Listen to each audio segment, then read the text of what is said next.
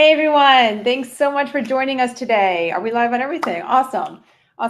Thanks for joining us this Monday for one of our, I think to me, this is a favorite topic of mine, but it can be very confusing and it can be very in-depth. So we're going to try to sum it up and not go too much down a rabbit hole, basically. So thank you again, Lisa, Dr. Ryan. Today, we're going to talk about bloating, digestion, anxiety, and fat loss. So have you heard that your gut is your second brain? I think a lot of us have heard that term. Maybe we don't really know what it means. And what if we told you that you could actually lose weight by healing your gut, right? Could be as simple as that. Sometimes this is like just the missing factor in our weight loss journey can be our gut. But our gut is not just about weight loss. It's about so much more. And that's what we're going to get into today. So first of all, I want to make sure you have subscribed to our channel. That way you don't miss any of these that we do. And it also helps you. You can go back and watch all the other ones that we've previously done. And we love your comments. So please comment, comment throughout this, because we'll kind of, as we're going through each topic of the gut, we can answer questions along the way, but then always at the end, we will answer questions as long as it pertains to what we're talking about today. Yeah. Right? Yeah, absolutely. Love the engagement. Yes, the engagement is huge. So, and if you're new to joining us, welcome. We love newcomers and we love repeats. Repeats, that means you like listening to us and you've learned something from us. And the feedback really has been great. I mean, I'm told very often that what we bring to the table is very educational. And again, we try to not get too scientific and too in-depth about something because that's not necessary. It's necessary just to understand and let us make the point so you guys can have a take-home message and something to act on. And before we start, if you guys hear knocking, sorry. Yeah, sorry about that. We're next to a warehouse and apparently they're doing something and the banging keeps happening. We are in one of our two warehouses here. Yes. And next door neighbors are banging away. Yes. Okay, so today we're going to cover the science of the microbiome, how to decrease bloating and improve digestion, which most people think about when we're talking about the gut. Sure. The relationship between anxiety and the gut, so there's the brain connection there. How to achieve fat loss by focusing on the gut, what factors impact the gut microbiome, and then how to really fix and work on the gut microbiome, which will come into our introduction of our LiveGood probiotic gut support supplement that we just recently launched. Super excited about that. So first, let's just kind of dive into the science of the microbiome, because maybe you've heard microbiome, maybe you've just heard gut. Let's talk about it. So the gut microbiome, the gut microbiome refers to all the microbes, okay, our bacteria, viruses, fungi in our intestines. And other stuff. Yes, but the main categories. Yeah. And they help us digest food. They support our immune system, our heart, and our brain health. So it's these microbes, what's going on in our gut affects so much of our entire body. So we have to understand that, the importance of it. So the gut microbiome begins to affect your body the moment you are born, the moment you enter this world. And as you grow, your gut microbiome diversifies, meaning it starts to get more in different kinds of microbial species.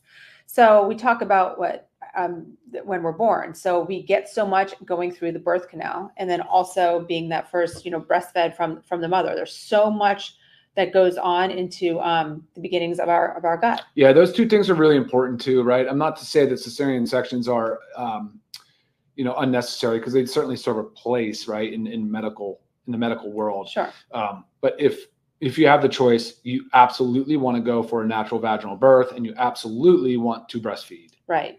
And even if it's not long term, I mean, I understand everybody's to colonize. Things are different, but the very beginning, that beginning colostrum, just those first few weeks are crucial to help the baby form that gut microbiome. Again, it starts that very beginning. Sure does. Okay? So and finally, formulas caught on to some of the things that are happening as far as the microbes that are there and what they're doing and how they're breaking down certain fibers that the human body cannot break down. So it's fascinating science, and it's pretty conclusive. It's not like it's just speculative at this point. They're pretty sure this is pretty certain that this is the way it goes. Sure.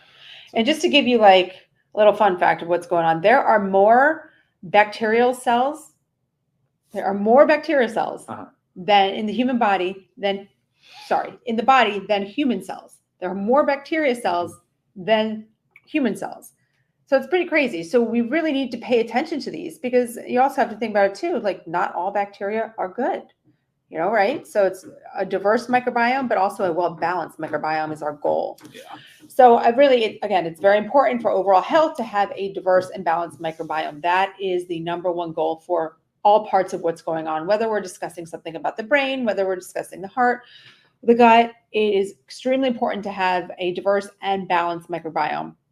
And you maybe have heard of the term dysbiosis. That's when we have an imbalance in our gut microbiome. So maybe there's more bad than good, or we just have too much of one kind and not enough of another. So we're unbalanced, right? I don't know. Do you have anything to elaborate on? Just kind of a little bit of the nitty gritty, the science behind it all. No, but accepting the fact that the microbiome is so unique, it's N of 1 to you. It depends on where you live. It depends on all of your lifestyle habits. It depends on the medications you take, but we'll talk about that a little bit later. Sure. But again, where you live, source local. Try to source local foods. Try to eat things that are as fresh as possible, that are ripe, that are high in phytonutrients and high in fiber. I mean, these are the things that we'll talk a little bit about today. But again, trying not to eat from things that are covered with barcodes, right? You don't want to eat too much processed food. And we'll talk about that today, but sure, certainly you're going to cover so many of the bases of supporting the diverse microbiome just by choosing locally grown natural foods, right? Whole foods. Right. So, you think about, let's just think about our skin, for example, is our skin is reflective of our skin health. It's like a lifetime of aging. So maybe we never. Wait, say that again. Maybe a lifetime of aging, like of sun exposure. So our skin, we are born. Oh, you're saying just as the skin. Right. We have our skin, and as we age, depending on what we do and did with our skin, right? Sun exposure, diet, all that. Same thing goes with our gut. So like a lifetime of poor diet and a bad lifestyle is really going to take toll on the gut. Now, it doesn't mean, the one cool thing about the gut is it's very adaptive. Like you can make changes to the gut pretty quickly. It doesn't mean that once they change, they're there. It's something you constantly always have to work on. But I don't want you to think of it something like you've constantly been eating poor your whole life and lack of exercise, poor everything. And then you've decided to make a change that, there's no turning back. You just have a lot of work to do. That's all. Were you trying to draw a parallel between, so you're just trying to use that skin as a metaphor, as an example of how the gut can also show signs of aging. Right, but we don't see our gut. We don't see our gut. See our skin. In the skin with excess sun and toxins. And okay, I got you. Yeah. I follow. Thanks. Very cool. Clearing that up. Yeah. No. 3 to 4 days actually would be about the timeline you could expect to see a change if you made a major adjustment to your gut. Or your food intake, or by supplementing with a probiotic, 3 to 4 days, and you can start to see significant changes. Which is awesome. And again, it doesn't always stay there. So you have to keep working. You can't just do it and stop. Yeah. You got to take care of it. Okay. So let's talk about how to decrease bloating and improve digestion, because maybe talk about digestion first, but can I talk about that real quick? Yeah. Like if you're going to go for food, right? You're going to eat food. The first thing you do is you smell it. So your olfactory bulbs. We talked about this with essential oils, the impact of what happens, but from a digestive process, it's already started releasing enzymes and preparing the mucosal lining to go to work. So the mouth starts breaking it down with enzymes, and obviously as you digest, it goes into the stomach where it gets tumbled, and pulverized into sort of a sludge. At the same time, it's releasing all these enzymes. It's releasing of course, the microbes, the bacteria, the virus, the different things that are in there, the fungi. That all of this stuff's going to work to break down this food. And a lot of stuff's happening in the gut, but really most of your nutrients are absorbed in the small intestine. So this is the digestive process, right? And then by the time it reaches your large intestine, your colon, it absorbs back the water, and then of course you void through your rectum. But this whole process is such an important component to how we extract nutrients out of the foods we eat. And you'll hear that the bacteria, specifically the bacteria, play a giant role in this process. Right. So, and there's so many, I feel like you could probably relate to this, but there's so many of you that have been diagnosed with IBD, irritable bowel disorder, IBS, which falls under it, but it's basically a category of not necessarily knowing what's going on, but it's a category of symptoms that we get: bloating, gas, diarrhea, constipation, and it all starts with a disrupted microbiome. Sure. And but a lot of times, it's hard to know the root cause, like what is going on, unless you go through testing. You do stool samples, you get to test the microbes on what's going on in your gut. It's a hard thing to to treat. So it's just kind of lumped into like, these are your symptoms, you have IBD, okay?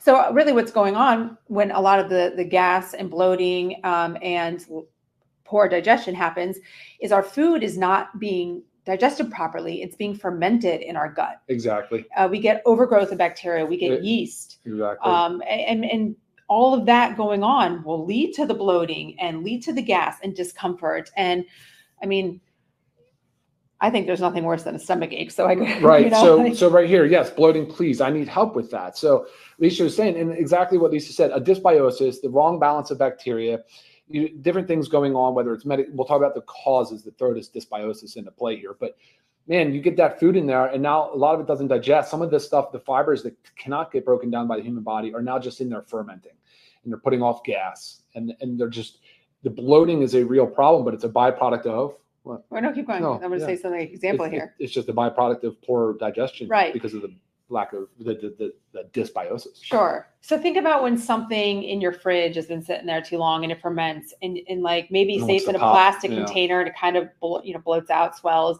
and you open it, it explodes. I mean, that is what's going on in your gut. That is your bloating. There goes your gas. I mean, it's horrible. So a lot of people that have the IBD, IBS, have a different composition in their microbiome. They have less of the protective bacteria and more an abundance of the pathogenic bacteria. Yeah.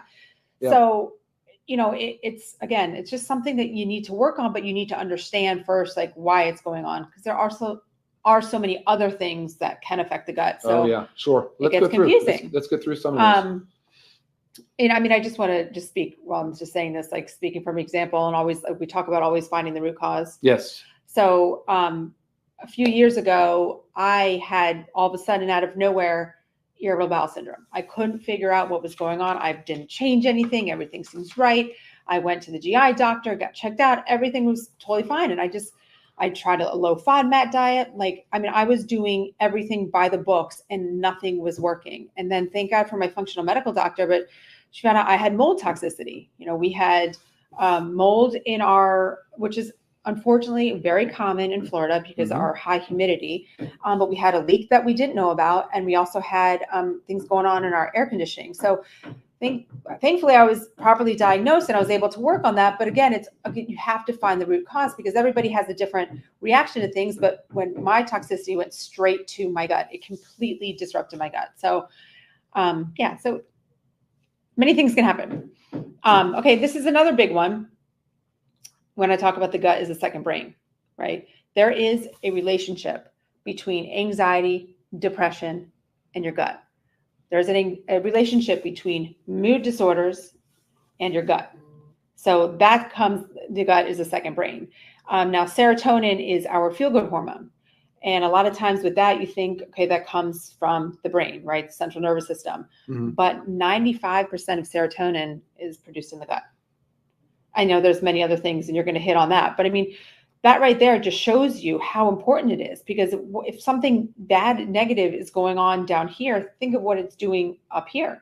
And they can have the inverse relationship. Whereas if you already have depression, anxiety symptoms, gut dysbiosis can make it worse.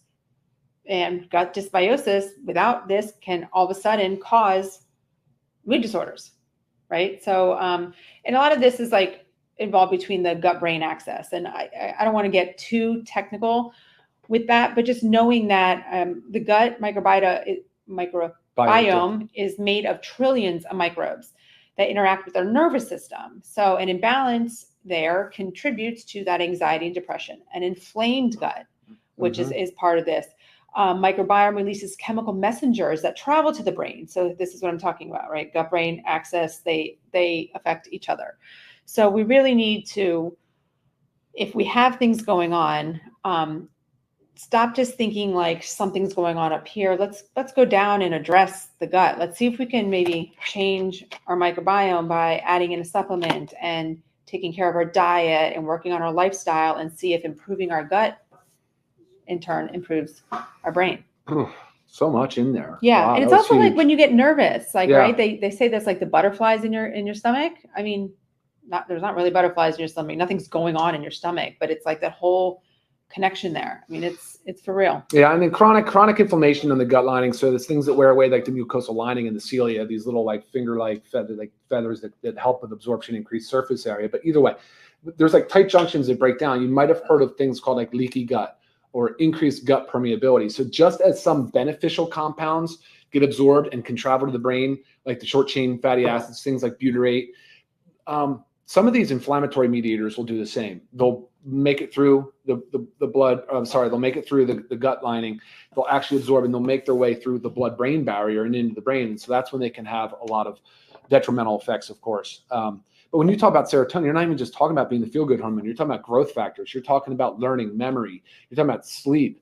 You know, there's all these different things that serotonin's involved in. And you're right, 95% of it is produced and stored in the gut lining. That's huge. But in today's society, this is the stuff that the pharmacist inside of me makes me a little bit crazy, because people would very much rather get prescribed like Lexapro or Prozac and take a medication, just one tablet a Some day, type of antidepressant medication, which is a SSRI, which is a serotonin selective reuptake inhibitor. So therefore increases the amount of serotonin in the synapses, so in the synaptic cleft. So therefore more serotonin to do more of the things that we think we're deficient in. Right. Think about this. So we're taking an SSRI to increase our serotonin, but only 5% of it is made in the brain, but most of our serotonin is produced and stored in our gut lining. So if we're taking the SSRI and we have never addressed our gut problems, we're just taking now a medication that also has other downstream effects, that has other drug-induced nutrient depletions, that has side effects like sexual dysfunction and different other issues. And I can always comment with you individually on email if you want to ask me specifically about SSRIs. And it's not just serotonin. You know, you're talking about 30 plus neurotransmitters or so, like things that are made or produced in the gut. So dopamine, right? The feel good. Dopamine is more the reward center.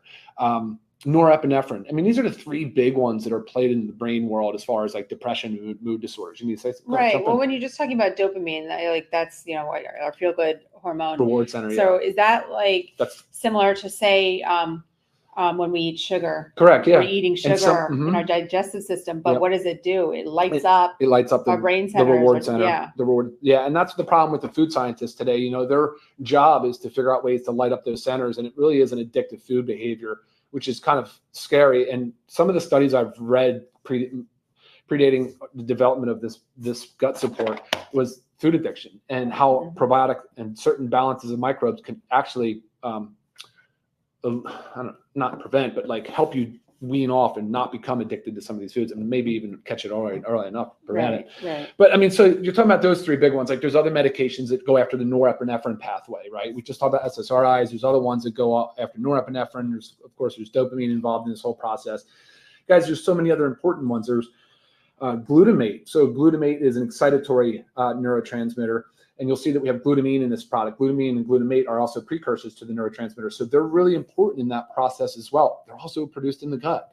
GABA. You guys have heard of GABA ever? GABA is the inhibitory neurotransmitter. It plays a huge role in slowing us down and making sure that we have a balance and homeostasis. And of course, there you go. That's also plays a role produced in our gut too. So guys, like 30 plus neurotransmitters. I mean, no wonder why they're calling it the second brain. And this topic is so diverse and such a big issue. You know, they're studying it like crazy now. So much literature out there. It's crazy. But when you know these basics, these are super basic things, right? But when you know these, then you can really start to kind of, okay, this all makes kind of sense, you know? But I will say it starts with food. Food is medicine. That's where it starts. This by itself won't fix all your problems. You take this and you still go to McDonald's once every single day and you still process food and you're just constantly drinking sodas and junk. Yeah, it's never going to get much better for you. Right. Very true. What are we up on next? Let's just hit up on fat loss. Fat loss and the gut. So maybe the barrier that you've been working on, you're doing everything right, but you're not really focusing on your gut as much and you're having trouble losing weight. I mean, there are several reasons for this. And it doesn't have to be your situation, but I just want you to think that there's the relationship. So an altered neurotransmitter production. So what's going on? We just talked about food the relationship. Yep. It makes us, addicted to food. This is exactly what Ryan was just hitting on. So if we're addicted to this food because of what's going on from the gut to the brain, we're eating more. We're consuming more calories. We're consuming more junk. The junk is therefore still screwing up the gut, the microbiota, leading to more and more dysbiosis, but we're still consuming more calories. That's the biggest thing, the caloric intake that is happening because of this altered neurotransmitter production. Increased inflammation, weight gain. I mean, and that's all over, but I mean, your gut specifically. Enhanced permeability. So people talk about leaky gut, right? It's not really a medical term, but people understand it as leaky gut. And it's, in a nutshell, it's like little junctions in your gut lining that are open. So food particles are getting out into your system.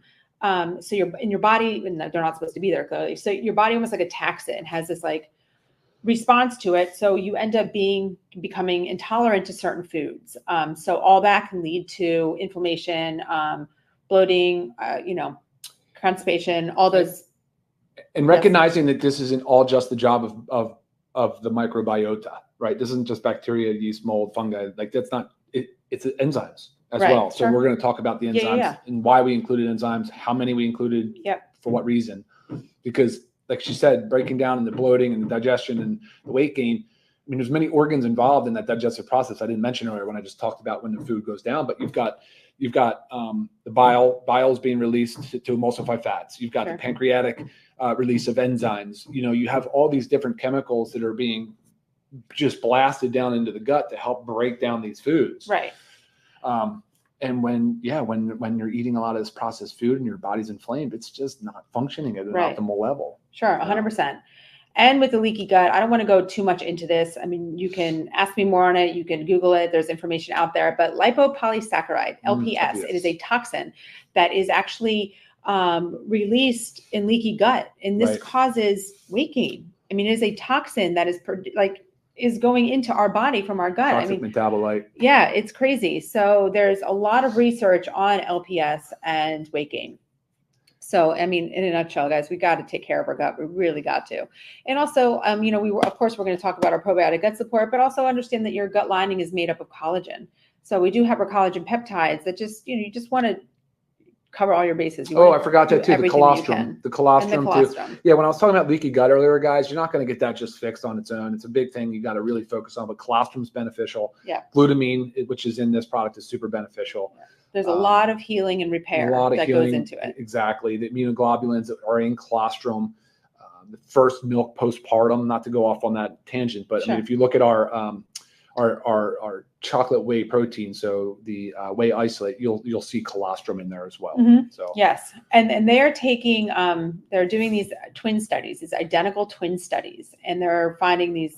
Obviously, the ones that they're finding for the study is when you have identical twins where one is obese and one is not, and they're testing the gut microbiome, and there's major differences. So it's showing that this is completely lifestyle driven. So the obese microbiome has been living a toxic lifestyle, and it shows in the gut. And obviously that contributes to the weight gain. It's all a vicious cycle. How are you doing? I was looking at the one from the question about SIBO. So yes, yeah. Let's touch on that now. Just go ahead. Why not? Go ahead. Okay. So no, I was not. I did the test. You did the test. Okay. Yeah. So Kelly asked, what's your suggestion for someone with SIBO? This is small intestinal bacterial overgrowth. Yeah. And it is very true. Most probiotics make it worse. And that typically is like the first sign when a doctor's working with you, trying to figure out what's going on with you. You have all these digestive issues and they give you a probiotic and your symptoms get worse. Yep. That is a sign that you do have SIBO. SIBO is actually easily treated with a antibiotic. And this antibiotic is one that is just isolated in the gut. It goes directly to that bacteria. So it's not one that is reported to cause other issues. And we always want to say, avoid antibiotics at all costs, if you really can. But this is one that acts directly on that bacteria. So it's not known to get rid of all the other good bacteria. So my thoughts on it is get tested. See the doctor, get tested. And if you do have it, use the antibiotic to treat it. That was one of the things that I did when I was going through my mold toxicity, because I had to just rule everything out. And of course, I never thought mold. But I went to the SIBO and I couldn't believe it was negative because I was like, I needed an answer. Give me something. But yes, that's definitely get tested. And I mean, some doctors honestly might just say, if you have all the symptoms and then they give you a probiotic and your symptoms get worse, they might just treat you, without the test. But The test is like maybe $300. It's good to know. You want to get rid of this. Yeah, and then you got to remove, right? You got to remove by starting by removing, then you kind of replace by re-inoculating. So then you start supplementing back, but you're really focused on your foods more than anything. Yeah. So okay, cool. Okay, so what factors impact the gut microbiome? I'll breeze through these. Yeah. Most of them we've actually discussed in this, but okay, we said the diet is very important. Huge, number one. And even like a super high fat diet with your low quality fats and a low fiber diet disrupt the microbiome. So again, whole foods, vegetables, fruits, nuts, beans, whole grains, physical activity. Too much can disrupt the microbiome, and too little can disrupt the microbiome. So you want to find that happy balance of moving our body. Yep, exactly. Dietary supplements. Okay, I'm saying things that impact, but dietary supplements will help the gut microbiome. Medications, PPIs. Proton pump inhibitors. You guys that are out there taking meds for your heartburn, watch out. You're altering the pH, which is a big component of the viability of most bacteria in the stomach. So the stomach should be super duper acidic around 2. Proton pump inhibitor inhibits the pump of proton, the hydrogen ion, which is acidic. So we make hydrochloric acid, HCl, hydrochloric acid in our stomach lining for a reason. And we're disrupting that with PPIs. Right. And the H2RAs, the histamine 2 receptor antagonists. So those are your famotidine, Pepsid, basically. There's 2 classes. Email me if you have any questions on those. But again, these are all directed on the gut. So you're given these ruining the stomach to help your gut. Hurting bone density. There's so many downstream effects of not being able to absorb nutrients like iron, like calcium, like vitamin C. I mean, there's these different things you're just not going to absorb, and your body is very deficient when you take these for long periods of time. And of course, we said antibiotics. Like we know antibiotics. We know antibiotics do not. Is that yours or mine? Yeah. So, sorry, our battery just. Yeah, batteries are low. Antibiotics. Besides the one I was talking about with SIBO, but when they come in, their job is to get rid of the bacteria, and they're not saying, "Oh, you're a good bacteria, so we're going to leave you there, and we're going to take away that bad bacteria." So therefore, when you're on antibiotics, you have to be super careful. You need to make sure you're really supplementing with a probiotic. So always make sure combo. Okay. Certain cooking utensils, aluminums, things like that can affect our gut microbiome. Sweeteners, sucralose, aspartame, saccharin. Sucralose, guys. Artificial sweeteners are tough. Sucralose is still, aspartame you still see, but I think we all know, avoid that. Sucralose is still in a lot of things. It's a lot of supplements. Yeah. A lot of times when I'm getting a supplementary review and I look at it, I'm like, boom, number 1, sucralose. I don't need to look any further. It is an artificial sweetener that disrupts the microbiome. So if you read your labels. Stress, high stress. Yeah, high stress. High stress. But again, that also comes to like the high stress, depression, it's a nasty feedback loop for sure when you get stuck in it, but work on the food. Right. And we said C-section, birth, C-section, breastfeeding. We talked about that. Yep. So it's so important to really avoid what you can, work on what you can do. Take your supplements. What would you say to somebody like this right here, though? So massive bloating. Like, would you say to like food elimination? Where do you go with this? Do you do functional testing for SIBO? Because the traditional gastroenterologists aren't really going at the root cause. They're just looking for something super obvious. Right. And they're more likely to put you on a medication that can disrupt the microbiome further. So so this is where I go, like, I really value functional medical doctors that look at that, search to find the root cause. And again, that's how my mold toxicity came up. But I would just start with the process of elimination of things. Elimination. I would do the SIBO test. Okay. Right. If you can afford these things, do what you can to check it off the list. You could also do a stool sample test. This is all done with functional medical doctors as well. They can see what balance of microbes you have in there, and they can really work on you to get rid of the bad. But again, it's a lot of what we're talking about. If you don't have the means for any of this, it's food. Seriously, you can spend less money by food prepping with locally sourced whole foods than you would buying lunches and dinners out. Trust me. True. Just go for the natural foods and start trying. Yes. Well, I was going to say, look up the low FODMAP diet. Now, it's a strict program, but you're not supposed to stay on it. This is supposed to help you take steps back and kind of figure out your triggers and what's going on. And sometimes it could just be you might have trouble breaking down certain foods. Like, I love vegetables. Vegetables hate me. Okay. Right. This is always going to be me. Sure. I've tried everything, and I feel so much better when I stick to like meats and fruits and stuff like that. Of course, I eat my vegetables. I just know, be careful. Yeah. So yeah, just process of elimination. But like Ryan said, start with food, look at the low FODMAP diet, and just take some steps back and see what really aggravates you. Okay, how do we fix the gut microbiome? And there we just talked about some of that. Yeah, so but you obviously know how much we focus on food, exercise, lifestyle alterations, reducing toxin loads, reducing smoking if you are smoking, minimizing the consumption of alcohol, some of the irritants, different things of that nature. But yes, gut support. Sorry. Yeah. Gut support is going to be the next obvious recommendation, right? I mean, which, by the way, I've been using it and absolutely loving this product. 2 capsules on an empty stomach every morning. Yes. Where are we? No, it was just giving, an example, but he's talking about how the bacteria in your mouth affects everything, huge, but there's also a major relationship between like the bacteria in your mouth and heart disease. So I'm sure your dentist has talked to you about that. So exactly. Yeah, there's lots of things that go on in our mouth first. And I like this, Patrick. Thank you, man. Yeah. So basically he was saying also like our toothbrushes, like we're putting like plastic crystals in our mouths and like, but they make ones that, made from bamboo free, for sure. Yeah. So yeah, good tip. Cause it starts in the mouth, guys. Telling you big time. Okay. So we're going to just jump right in right now. This is it. Okay. We're going to talk about our newest launch, our LiveGood probiotic gut support supplement. Let's do it. Now supplementation with probiotics, prebiotics, symbiotics, they do such amazing things for our gut, but they also help our hormones, our neurotransmitters. I mean, so many things that we've kind of talked about. So since you are the formulator. Yeah.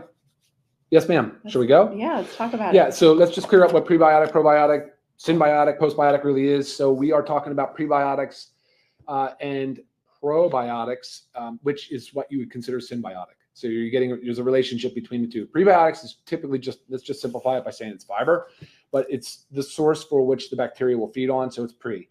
The probiotic is the actual live bacteria. When you're looking for a supplement and you're considering a supplement, you'll see it basically as, colony forming units, CFUs, when we measure there, active AFU. But here's what you really want to focus on. Are they listing the strain? You want to know what strain is there. That's important stuff. And of course, the weight, the quantity of units is important as well. What you want is a stable platform. We chose not to go with spore forming, but that's fine. We wanted these 10 strains. These were actually cultured just for us, for our batch. But this is the probiotic aspect. And then of course we had the prebiotic, which it's so funny. I can actually sometimes, where did I have the prebiotic? Oh, it's the artichoke heart and the blue agave heart. We did them both as USDA certified organic ingredients.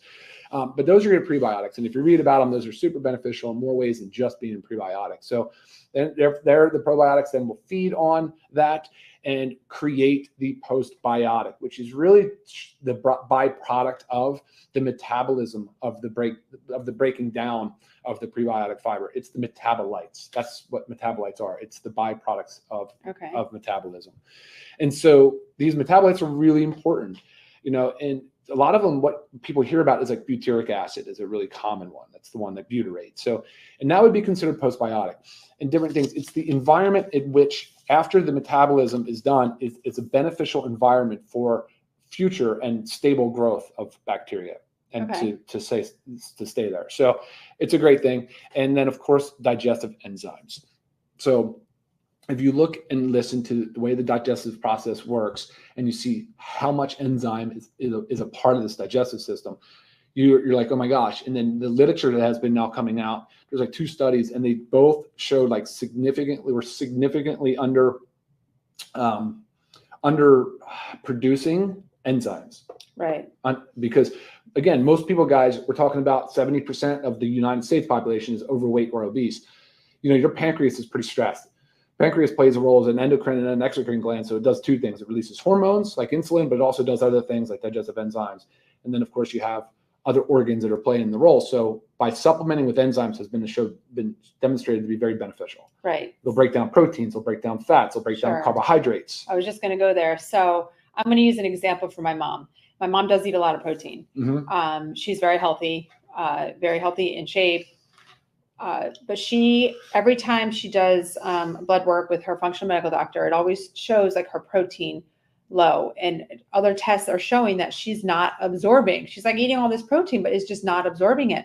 She has to make sure that she's taking digestive enzymes because it needs to break down. And there's digestive enzymes for each specific category, like Ryan said, proteins, carbohydrates, fats, but she needs to make sure she has her specific ones to break down the protein. Otherwise, you're just like eating this stuff. And like, if it's not fully breaking down, you're not absorbing it. And also that could lead to gas. And there's lactase, you'll see it. You'll see the list of enzymes. And if you have a question on which one breaks down what, happy to answer that for you. You can look it up yourself. But even like the prebiotic, the artichoke, the Jerusalem artichoke heart, that actually helps release more bile. It does stimulate bile release. So beneficial in that regard as well. What else do I go? Licorice root, marshmallow, slippery elm, and aloe vera. Just there's so many gastric like soothing benefits of these ingredients. So it's gut health. It's gut health. But really, what I want to go back to is the first ingredient listed on there was glutamine. Okay. And you'll see. I just talked about it a few minutes ago, but the benefits of glutamine and the repair of tight junctions to improve the gut lining. Yes. Because that's what it's really important that our gut lining has the integrity. I mean, not only do we talk about our mental health, but like there's somewhere 95% of it's serotonin and all that jazz, but like 70% of our immune system. Right. We didn't even talk about that. We didn't talk about immune health. Yeah. And so you have so much going on there. The moment that you start losing that integrity, I mean, so many other things really start to fall apart. But I would say when you're talking about mood, you're talking about immunity. These are two of the biggest things that the gut plays a role in. Of course, digestion and nutrients, absorption, all those different things. Let me just talk about a couple quick things. They are all in vegetable capsule. These are in vegetable capsules. They're delayed release capsules so that they should last in the gastric environment for a little bit longer. There's benefits to that. The utility of the microbes is improved. They are in a blister pack, so they are packaged individually so that they're not subjected, once you open a container, to the same environmental conditions that you would see like in a jar, which is important. These are shelf stable at room temperature. That's why they do not have to be refrigerated. I still would say go ahead and refrigerate. Of course, that would definitely make sense for any supplement you take. Right. I mean, I'd seriously, if like anything you want to just refrigerate them. But if you're using them as indicated, you're done with this box in 30 days. So individual blister packs, as long as they're not stored out in the sun or in a hot, humid bathroom, you will be fine. It's no big deal. Because that was a question. Refrigeration was a question. Right. Did you say when to take? Two capsules first thing in the morning on an empty stomach. Right. You can increase the dose if you want. You can experiment with it and see how your gut does and how it performs. Also recommend your magnesium at night to kind of set that bowel movement up, because everybody wants to have stable, normal bowels, Right, so, right. And normal really is 1 to 3 times a day. Yeah. Like normal texture, everything. Yeah. Do you know? I can't see. What if you no longer have a gallbladder? Of course, no impact, but you want those enzymes where the gallbladder would have been releasing some of those, just the stuff we were talking about. So you want that bile. You want, if you don't have it, you don't have it. I believe there's the body adapts by increasing the release of other digestive emulsifying agents. I have to look that up. It's been a minute, but happy to research that for you. Okay. So, I mean, this is, what do they take instead of Prilosec? Well, yeah, let's talk about root cause. Right. Yeah. You got to go back to figuring out what's going on that's causing that. Yeah.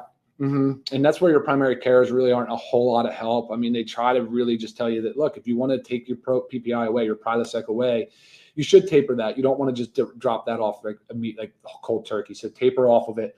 And then you got to go hard on the food, figuring out the food. A lot of it has to do with being overweight. And if you're overweight and you're taking Prilosec and you stop taking it, your lifestyle changes have to be rather significant. I mean, this is a lot of work. I get it. I get that maintaining a good gut environment is tough. I get that lean body mass is tough. So, commit to it though, because it's going to be the difference between you living out, having a healthy lifespan, matching up pretty closely to your lifespan, because that's the key, right? I'd like to be able to call the day, and I think the more we work on maintaining the integrity of our gut with a lean body mass and the different things that we preach about, will help you get there. Right. I just want to say, we were talking about the SIBO test. She did. It was negative. She's asking by putting the probiotics in an enema so they don't access the small intestine. Will they still repopulate the microbiome? I mean, you'll get some. Well, no, it would go in the colon. So an enema would only make it to the colon. It would not wouldn't even make it up to the small intestine, and therefore definitely would not make it into the gut. So it's not going to work done by enema. that would only colonize the rectum. And honestly, the microbes that are there are different than your balance in your small intestine and stomach. But I would say if you haven't done it yet, try the low FODMAP diet, or if you've done a food intolerance test with a doctor, some insurances do cover it. It's just a good idea to see your aggravators, and it doesn't necessarily mean these are allergens that you need to pull them out for life. It just, something's going on. You probably have leaky gut. There's a lot.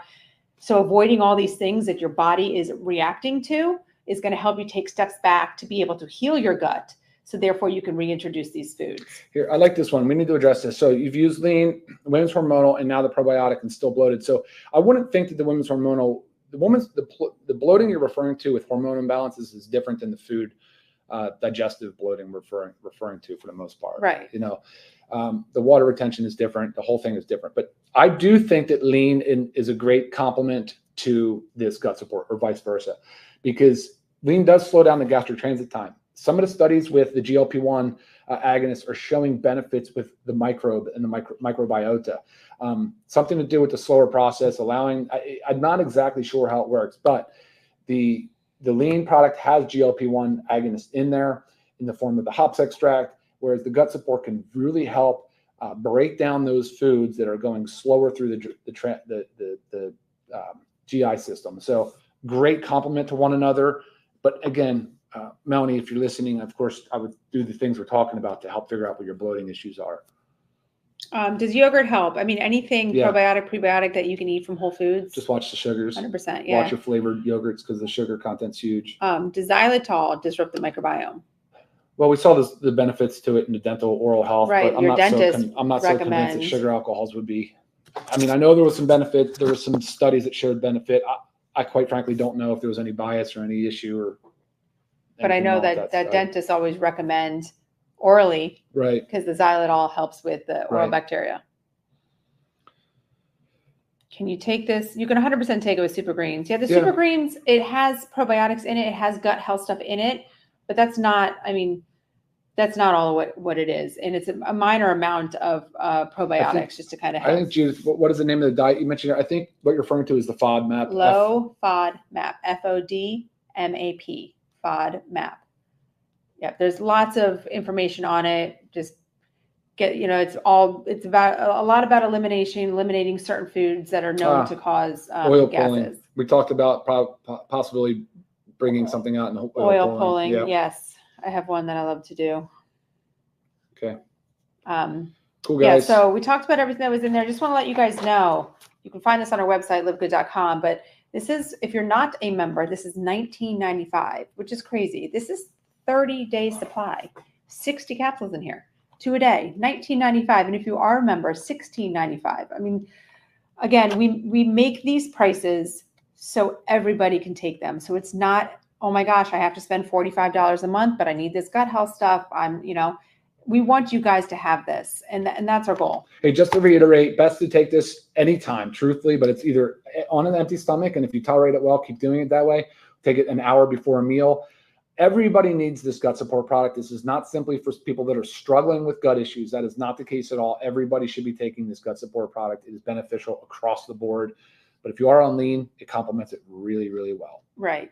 And if you try the probiotic and you actually say you try it on an empty stomach and it gives you some bloating, digestive issues, try with food or try spacing it out. Maybe one in the morning. I like it before food though, just because you have all these digestive enzymes. It is very important before food. Oh yeah, sure. But if somebody is having trouble tolerating it, this doesn't mean stay this way. But while you're reintroducing things to your gut, sometimes it helps if you've had a little bit in there, or maybe you'd be better off taking it at night before bed after you've had like a whole day. So no, I definitely like empty stomach. I like the morning before I've had breakfast for sure. So, but you just also need to figure out what works for you. Exactly. Cool, guys. All right. Look, everybody, thank you so much. This was a long one, 45 minutes. But again, with gut health, you could go on and on and on and on and on and on. But check out our product. And again, make sure you subscribe to our channel, leave comments, join us every Monday where we do our lives, bring them to you. Great topics. And we love all your feedback. So thanks again. Take care, guys. See you next time. Bye-bye.